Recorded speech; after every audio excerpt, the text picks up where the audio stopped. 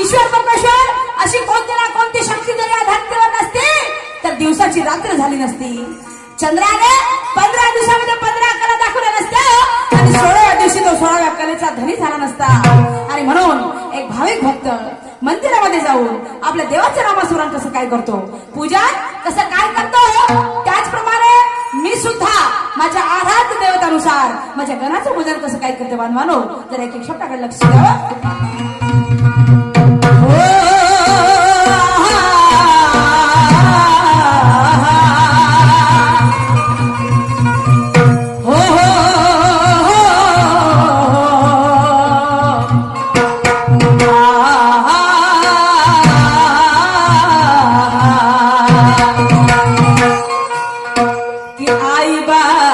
पुण्यवान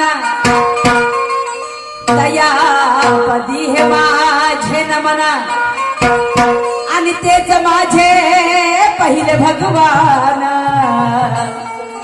वंदिते हे त्याला दुसरे सावे पंच प्राण विश्व माझी जे सर्व उत्पन्न हा देह झाला निर्माण ज्ञानवंत जीवानी आहे बंधू भगिनी बसल्या ठाई अहो ह्यांची जबाबा खरी पुण्याई इथे आमचा तुझा कोणी नाही सर्व आई बाप माझे धन्य धन्य ही भारत माता आणि हिच्यावरी रमला पुढा संसार माझा साऱ्या विश्वाचा धरला ओझा आणि धन्य धन्य तू गुरु परशुराम ज्ञानिवंत शाहीर सुरमाचे पुष्प सुगंध आणि सदा असो आशीर्वाद या कवी दर्शनावरी. तर बांधवांनो, हवा पाणी पृथ्वी अग्नी, हवा पाणी पृथ्वी अग्नी जर वेळा काळाने एकत्र झाली नसती तर या धरतीवर जीव जंतू सजीव पद झाले नसते. आणि म्हणून या भारत देशाचं राष्ट्रगीत आहे जन गण मन अधिनायक जय है. या भारत देशाचं राष्ट्रगीत आहे जन गण मन अधिनायक जय है. जन म्हणजे लोक आणि गण म्हणजे समुदाय, जन म्हणजे लोक आणि गण म्हणजे समुदाय, त्याचं समीकर्ता त्याचंच नाव आहे गण. आणि म्हणून माझे वस्ताद म्हणायचे की जपी तपी संन्यासी थकले, जपी तपी संन्यासी थकले, नखाच्या चुंबडी वाढल्या त्याच्या जमिनीत गळल्या, त्याचा अंतच लागला नाही, त्याचा विचार कर, तोच माझा गण तुमच्या समोर सादर करते बांधवांनो. जरा एक एक शब्दाकडे लक्ष द्यावं. एक फिल्म गीताची तर मी माझ्या घरासाठी निवडलेली आहे, जरा ती गोड करून घ्यावी.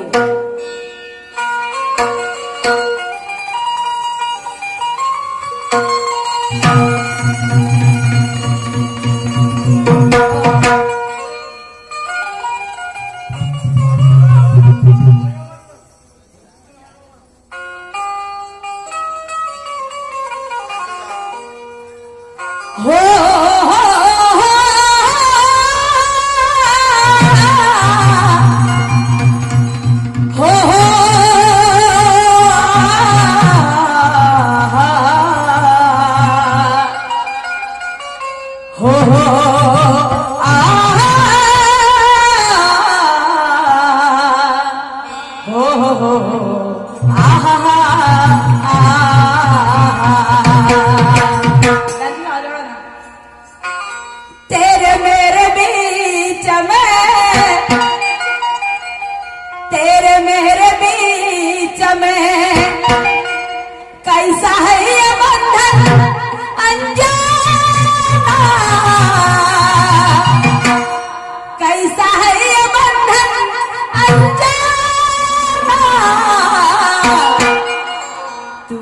नहीं जाना, मैंने नहीं जाना, मैंने नहीं जाना, मैंने नहीं जाना।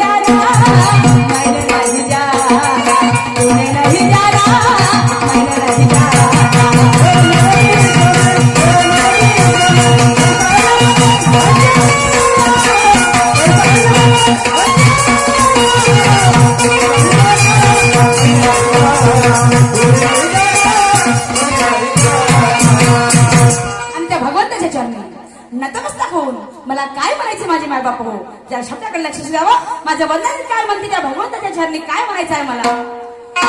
हो शुद्धशील भावनेने, शुद्धशील भावनेने पहिले माझे वंदन मानवाला, पहिले माझे वंदन मानवाला, युग पुरुषाला युगंधराला, युग पुरुषाला युगंधराला.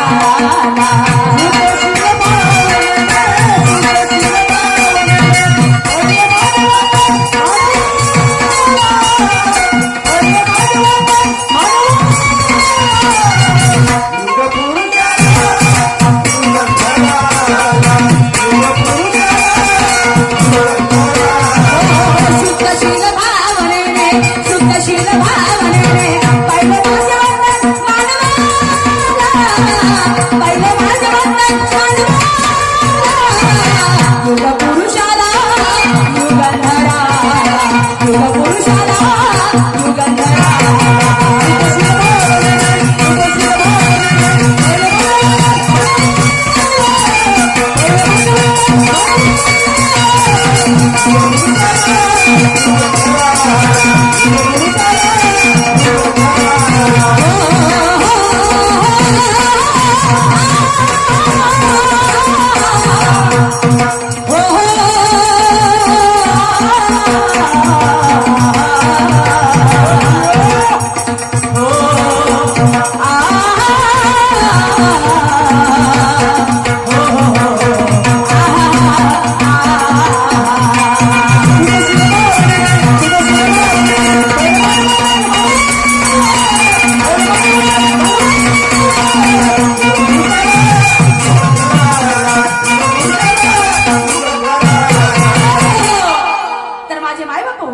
कोणत्याही शुभ कार्याची सुरुवात आपण देवाच्या नामस्मरणाने करत असतो.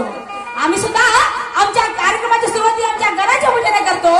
पण काही काही लोकांचं कसं असते, मार सकाळी उठायचं, मस्त आंघोळ करायची, अगरबत्ती घ्यायची, मेणबत्ती घ्यायची, देवाची पूजा अर्चा करायची आणि त्या देवाकडनं वाढल्याच्या पेक्षा करत बसायच्या.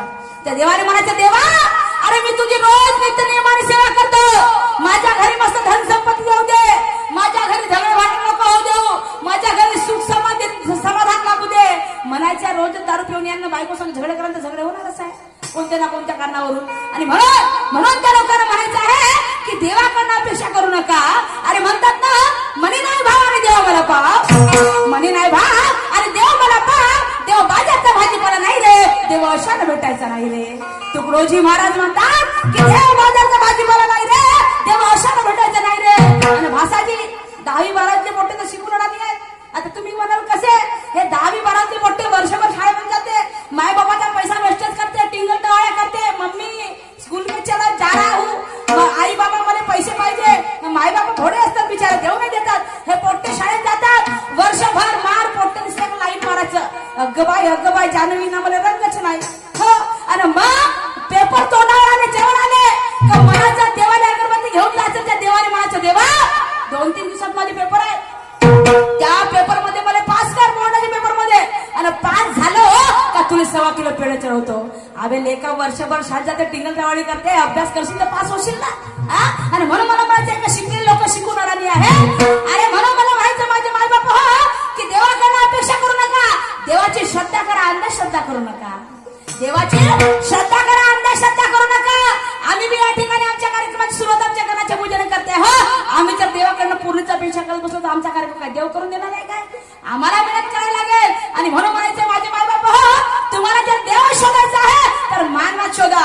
माझं बंधन काय म्हणते भाऊ भार्गव, माझं बंधन काय म्हणते की शुद्धशील भावाने पहिले माझे वंदन मानवाला, युग पुरुषाला युगंधराला. का अरे तुकाराम महाराज म्हणतात की सारं जग फिरून अर्थ नाही रे आणि माय बापा विना तीर्थ नाही. सारं जग फिरून अर्थ नाही आणि माय बापा विना तीर्थ नाही. का म्हणायचं माझे माय बाप काय काय लोक मस्त देवदर्शनाला जाते, कोणी शनी शिंगणापूरला जाते, कोणी साईबाबा शिर्डीच्या साईबाबाला जाते, कोणी 4 धाम यात्रेला जाते आणि तिकडं मस्त तिकडं महाप्रसाद चढवते, कोणी 5,000चं बक्षीस, कोणी 10,000चं बक्षीस आणि घरी आलेल्या आपल्या मायबापाले चपलीवरी मारते. काय म्हटलं पाहिजे पूजेला. ज्या मायबापाला तुम्ही घासभर जेवण देऊ शकत नाही तिकडे 4 धाम यात्रेला जाता, तिकडे तीर्थस्थळाला जाता, त्यांना मान प्रसादी वाटतात, तुमच्या त्या प्रसादी वाटण्याला काय अर्थ नाही. अमेरिकेवरून 2-2 लाखाचे कुत्रे घेऊन आणायचे, त्या कुत्र्याने घरामध्ये सोप्यावर मस्त फमच्या गादीवर झोपवायचं आणि मायबापाला अंगणात बी जागा द्यायचं नाही, त्याला वृद्धाश्रमात देऊन टाकायचा. कोणचं तुम्हाला देव पावणार आहे. हो आणि म्हणून मला म्हणायचं आहे म्हणून म्हणतात की तुकाराम महाराज की सारा जग फिरून अर्थ नाही, मायबाबा विना तीर्थ नाही. तुम्हाला आशीर्वाद घ्यायचा आहे तर आपल्या आई वडिलांचा घ्या.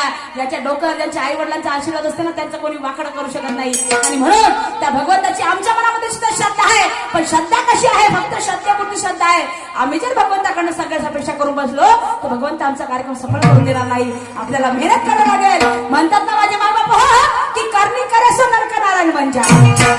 करणी करे सो नरक नारायण बन जाए. जो माणूस करणी करेल त्याच्या करणीला फळ हे नक्की मिळेल. आणि म्हणून त्या भगवंताच्या चरणी नतमस्तक होऊन आम्हाला काय म्हणायचं आहे जरा शब्दाकडे लक्ष द्यावं.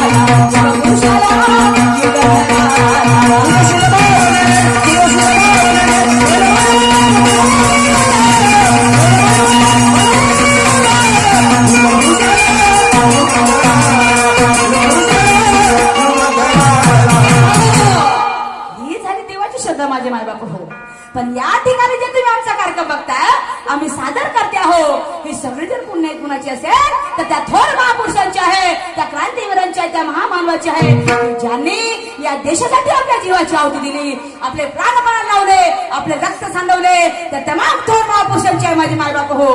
आणि म्हणायचं आहे ना, आम्हा स्त्रियांना सांगूच नका माझ्या माय मावल्यानं, आम्हा स्त्रियांना 4 चौकामध्ये जायची मोन होती. आम्हा स्त्रियांना चुलानीमुळे समजला लागलं असतं, अहो पायाखाली चप्पल बनवून राहावं लागले असते. पण या अज्ञान कायंदरातून आम्हा स्त्रियांना जर उजेडामध्ये आणण्याचं कोणी काम केलं असेल तर ती माझी माता सावित्रीबाई फुले, महात्मा ज्योतिबा फुले. अरे सावित्रीबाई फुले जेव्हा स्त्रियांना शिक्षण शिकवायला जायचे तर गावातील लोक तिला दगड शेण टाकून फेकून मारायचे, पण त्या माझ्या माय माऊलीने हार मानली नाही. का हार मानली नाही? कारण तिला माहित होतं की आज जर मी दगड शेण टाकून त्यांचा मार खाईल, पण उद्या माझ्या स्त्री ह्या उच्च शिक्षित पदावर जातील. आणि खरोखरच माझे मायबाप हो, आज प्रत्येक क्षेत्रामध्ये स्त्री ही अव्वल क्रमांकावर आहे, पहिल्या क्रमांकावर आहे. म्हणतात ना पंतप्रधान काय, राष्ट्रपती, आमदार, खासदार, टीचर, वकील, डॉक्टर काय, अरे लेक्चरर काय, IPS काय, कलेक्टर काय, एसटीचा ड्रायव्हर काय, कंडक्टर काय, गावागावामध्ये सरपंच काय, सदस्य काय. आणि आम्ही स्त्रिया आता हातामध्ये चंग धरून शायरी करायला लागलो. ही जरी सगळी पुण्य कुणाची असेल तर माझ्या सावित्रीबाई फुलेंची आहे, महात्मा ज्योतिबा फुलेंची आहे. अरे डॉक्टर बाबासाहेब आंबेडकरांनी स्त्री आणि पुरुषांना समानतेचा अधिकार दिला नसता तर आम्ही स्त्रिया तुम्हा पुरुषांच्या खांद्याशी खांद्याला लढू शकलो नसतो. ही सगळी पुण्य त्या माझ्या बाबासाहेबांची आहे. म्हणायचं आहे की पैदा ना होता बसिया तो खुशियों का सिलसिला ना होता, पैदा ना होता बसिया तो या खुशियों का सिलसिला ना होता. अरे बेरंग रहती है जमी और आसमां का रंग नीला ना होता. ये भारत देश तो कब का कंगाल हो जाता यारो, ये भारत देश तो कब का कंगाल हो जाता यारो. इस देश को संविधान देने वाला मेरे भीम जैसा हीरा ना मिला होता, मेरे भीम जैसा हीरा ना मिला होता, मेरे भीम जैसा हीरा ना मिला होता. आणि छत्रपती शिवाजी महाराज म्हणजे काय, छत्रपती शिवाजी महाराज म्हणजे काय, त्यांचा आदर्श काय होता माझे मायबाप हो. अरे त्या काळामध्ये माझ्या छत्रपती शिवाजी महाराजांच्या काळामध्ये एखाद्या स्त्रियांवर अत्याचार झाला, त्यांची अब्रू जर लुटल्या गेली तर माझ्या छत्रपती शिवाजी महाराज त्यांचे हात कलम करायचे. ते माझे छत्रपती शिवाजी महाराज होते. नाही तर आताचं शासन बघा, आताच्या शासन मध्ये अरे एका 3.5 वर्षाच्या चिमुकलीवर 2 मुलं बलात्कार करतात, पण त्या मुलांना फक्त काही दिवसापुरतं कोठडीमध्ये बंद केल्या जाते आणि पुन्हा त्यांना वापस आणलं जाते. हे आमचं शासन आहे माझे माय बाबू. काय काय आदर्श घ्यावं, काय आमच्या स्त्रिया शेप राहतील, काय आमच्या लहान लहान मुली शेप राहतील. जन्म दिलेली मुलगी अशी 1 महिन्याची मुलगी सुरक्षित नाही आहे आजकालच्या शासनामध्ये. माझे छत्रपती शिवाजी महाराजांचा आदर्श, अरे एकदा जाती जातीमध्ये दंगल झाला होता, त्या दंगलमध्ये एका परजातीची मुलगी एका दुसऱ्या जातीच्या मुलाच्या घरामध्ये घुसली. ती होती मुस्लिम समाजाची, मुलगा होता हिंदू समाजाचा. त्या मुस्लिम समाजाच्या बाईच्या मागे काही गुंड प्रवृत्तीचे लोक लागले होते. तिला वाटलं की आता मी कुठे जायला पाहिजे, माझा जीव कुठे वाचवायला पाहिजे, तर ती बाई त्या मुलाच्या घरात जाऊन बसते. ते मुलगी कुठलाही आराधुरा विचार न करता त्या मुलाच्या घरात जाते आणि मग रात्रभर त्या मुलाच्या घरी थांबते. जेव्हा सकाळ होते तेव्हा तो मुलगा त्या मुलीला प्रश्न विचारते, ताई अगं तू माझ्या घरामध्ये आलीस, कशी काय आलीस म्हणजे माझ्या घरामध्ये, तुला भीती वाटली नाही? या घरात तर मी एकटाच होतो, या घरात मी एकटा होतो. अगं तूही तरुण आहेस, मी सुद्धा तरुण आहे, तुला वाटलं नाही म्हणे की हा मुलगा आपल्यावर बळजबरी करेल, आपली अब्रू लुटेल, असं काही तुला वाटलं नाही? तेव्हा ती मुलगी त्या मुलाला म्हणायला लागली, म्हणे दादा अरे जेव्हा माझ्या मागे ते गुंड लोक लागले, मला रस्त्यात तुझं घर दिसलं, तुझ्या घराजवळ आलो, तुझ्या घराच्या खिडकीतून बघितलं तर तुझ्या घराच्या दर भिंतीवर मला छत्रपती शिवाजी महाराजांचा फोटो दिसला. तुझ्या घराच्या भिंतीवर मला छत्रपती शिवाजी महाराजांचा फोटो दिसला आणि तो फोटो बघितला आणि म्हणे दादा मी तुझ्या घरामध्ये घुसलो रे, कारण मला एवढं माहित होतं की ज्या घरामध्ये छत्रपती शिवाजी महाराजांचा फोटो लागलेला आहे त्या घरामधला मुलगा कोणत्याही परिस्थितीकडे वाईट नजरेनं बघणार नाही, तिच्यावर अत्याचार अन्याय करणार नाही. ते माझे छत्रपती शिवाजी महाराज होते. आजकालचे पोट्टे बापा बापा बापा ह्या लंब्या लंब्या दाड्या, हो ह्या मिशा काकड्या जसे छत्रपती शिवाजी महाराज लागले. आणि बापा रस्त्याला जर एखादी बाई जर एखादी अत्याचार होत असेल किंवा एखादी बाई जर अडचणीमध्ये असेल तर हे पोरं तिला मदत करणार नाही. आपले मोबाईल काढते खिशातून आयफोन आणि व्हिडिओ करते, ते मोठे फेसबुकला व्हायरल करते. हे असे पोट्टे. अरे मला म्हणायचं माझे माय बाप हो, तुम्हाला जर त्यांचा आदर म्हणजे त्यांच्या बाणा वापरून काय मतलब नाही, छत्रपती शिवाजी महाराजांची दाढी त्यांची मिशी वापरून काय मतलब नाही, त्यांचे विचार आपल्या अंगी करा, त्यांचे विचार आपल्या डोक्यामध्ये घ्या, त्यांचे आचरण आपल्या अंगामध्ये येऊ द्या, तर तुम्हाला मतलब, नाहीतर काही मतलब नाही. आणि म्हणून म्हणायचं आहे की ज्या ज्या थोर महापुरुषांनी या देशासाठी आपल्या जीवाची आहुती दिली, आपले प्राणपणाला लावले, आपले रक्त सांडवले, त्या तमाम थोर महापुरुषांच्या चरणी, क्रांतीवीरांच्या चरणी, महामानवाच्या चरणी नतमस्तक होऊन मला काय म्हणायचं आहे, सध्याकडे लक्ष द्यावं.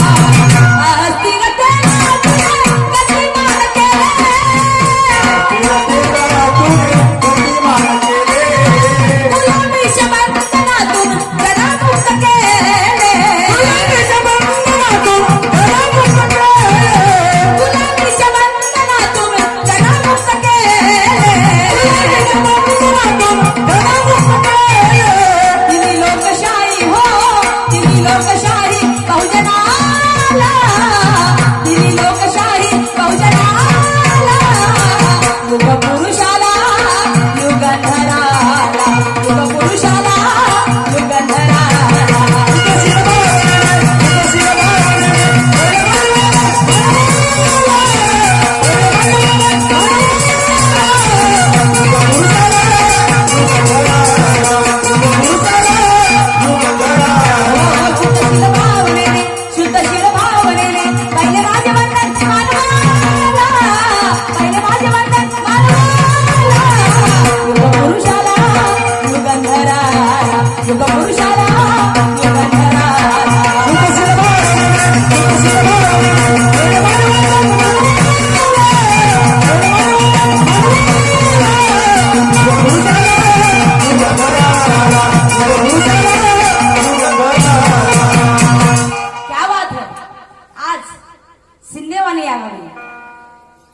आमच्या दुय्यम क्रीडागुंतीचं आयोजन केलेलं आहे.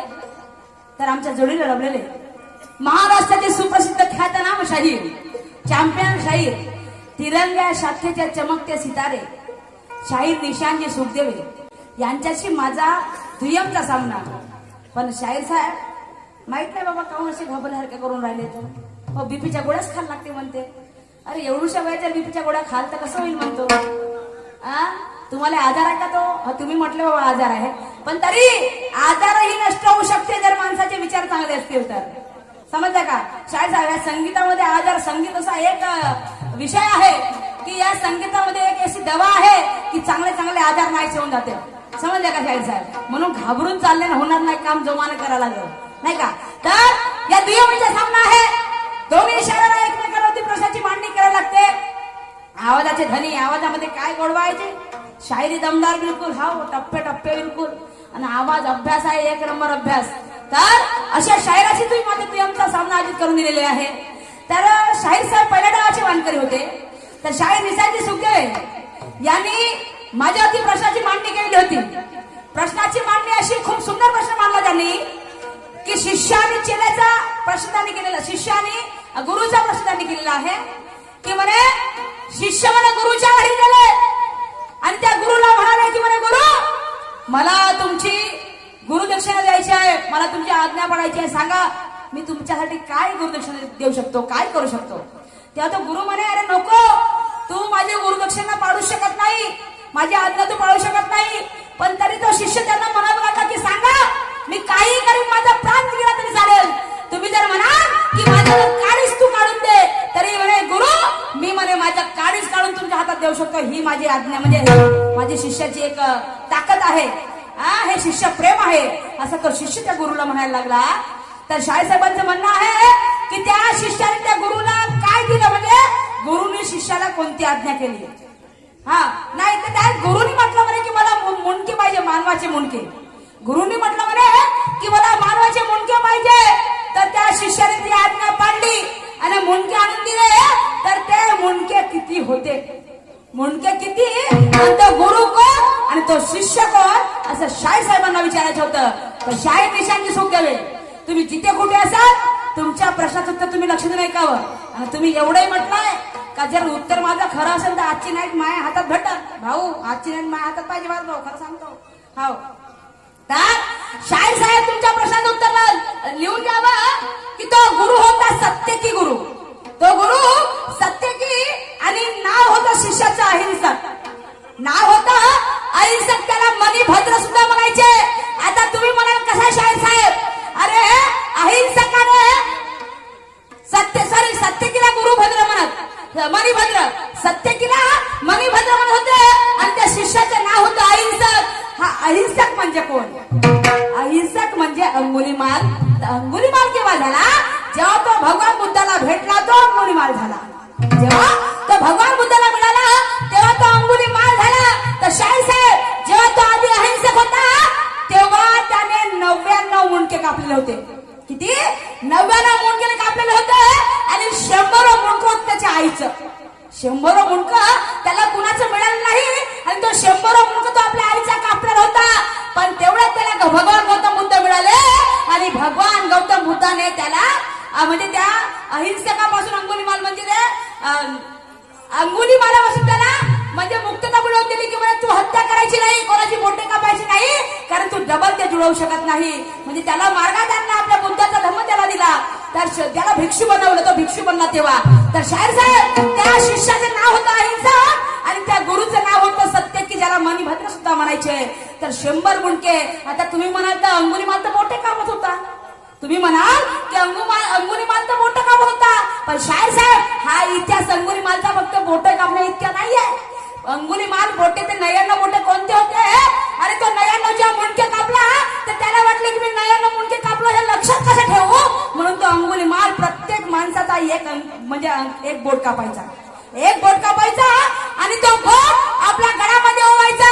आणि जेव्हा 99 बोट म्हणजे 99 बोटाची माळ त्याच्या गळामध्ये होती, पण त्याचा खरा इतिहास आहे की त्याने आधी 99 मुंडके कापलेले होते आणि 100 मुंडके त्याच्या आईचं कापणार होतं शाहीर साहेब. तर त्यांनी मुंडके किती दिले, तर ते 99 मुंडके कापले होते, 99 मुंडके. हे तुमच्या प्रश्नाचं उत्तर आहे. हा इतिहास आहे शाहीर साहेब, इतिहास खोटा बोलू शकत नाही, हा इतिहास आहे. पण माझा तुमच्यावरती एक प्रश्न आहे, माझाही तुमच्यावरती एक प्रश्न आहे. असे 2 घोडे होते, असे 2 घोडे होते की एक घोडा होता, एक तो भविष्य सांगणारा, गणित करणारा आणि बोलणारा. एक घोडा होता गणित करणारा, भविष्य सांगणारा आणि बोलणारा, आणि दुसऱ्या घोड्याला 8 पाय होते. दुसऱ्या घोड्याला 8 पाय होते आणि तो 8 पायाचा घोडा जमिनीवरून चालायचा तर 8च पायाने चालायचा, जमिनीवरून जरी चालायचा तरी 8च पायाने चालायचा. पण त्या 8 पायाच्या घोड्यावर एक योद्धा स्वार झाला, त्या 8 पायाच्या घोड्यावर एक योद्धा स्वार होत होता शाहीर साहेब.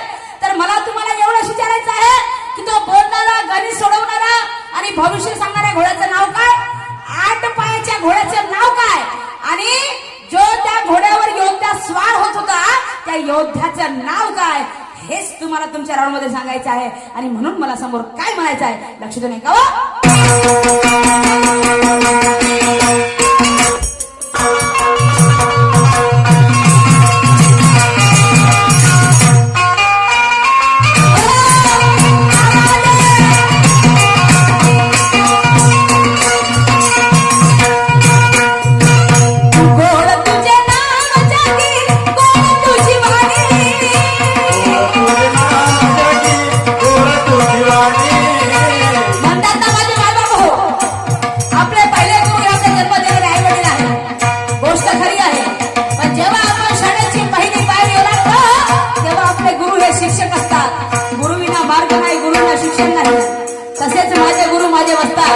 शाहीर परसरामजी वाघमारे परसोडीवाले यांनी जर मला शाहिरीची गुरु दीक्षा दिली नसती आणि भाषा शिकवली नसती तर मी तुमच्या समोर शाहिरी सादर करू शकली नसती.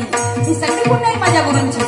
माझे दुर्भाग्य असे की माझ्या गुरूंनी मला गुरु दीक्षा दिली आणि माझ्या गुरु निसर्गाला प्रिय झाले, त्यांच्याकडनं मला काही ज्ञान घेता आलं नाही. पण माझे अहोभाग्य एवढे मोठे की त्यांनी माझा हा संत माझ्या पाठीमागे खंबीरपणे उभा करून ठेवला आणि माझे मोठे बंधू शाहीर दर्शनजी गजबी यांची मला साथ मिळवून दिली. आणि या क्षेत्रामध्ये असे भरपूर लोक आहेत त्यांनी मला खूप काही मदत केली. त्या सगळ्या गुरुतुल्यांच्या आणि गुरूंच्या चरणी नतमस्तक होऊन म्हणायचं आहे